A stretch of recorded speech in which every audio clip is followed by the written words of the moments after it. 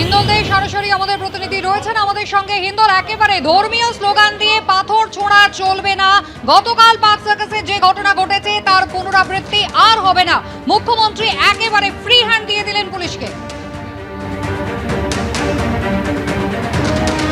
একেবারেই দেখো, মুখ্যমন্ত্রী শুভেন্দু অধিকারী স্পষ্ট ভাষায়, কড়া ভাষায় যেটা জানালেন যে গতকাল যে ঘটনা পার্ক সার্কাসে হয়েছে, পাথর ছোঁড়া হয়েছে, পুলিশের একাধিক অফিসার তারা আহত হয়েছেন, কেন্দ্রীয় বাহিনীর বেশ কয়েকজন জওয়ান তারা আহত হয়েছেন।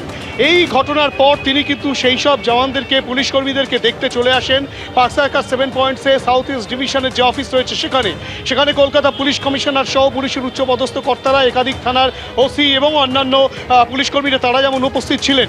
তাদের সামনেই মুখ্যমন্ত্রী শুভেন্দু অধিকারী স্পষ্ট বার্তা দিলেন, গতকালের যে ঘটনা ঘটেছে এই ঘটনার কিন্তু আর পুনরাবৃত্তি কোথাও হবে না। পুলিশ কড়া পদক্ষেপ নেবে, পুলিশকে কিন্তু ফ্রি হ্যান্ড দিয়ে দেওয়া হলো।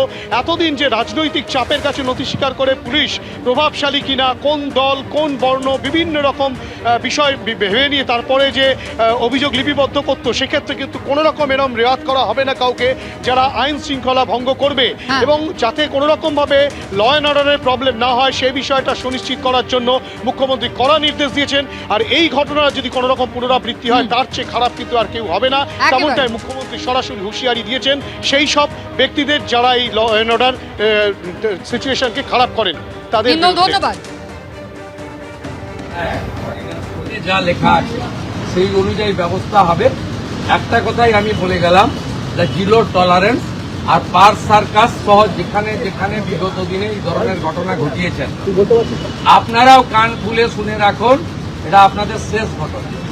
এরপরে আর কোনো এই ধরনের অ্যাকশন আমরা করতে দেব না।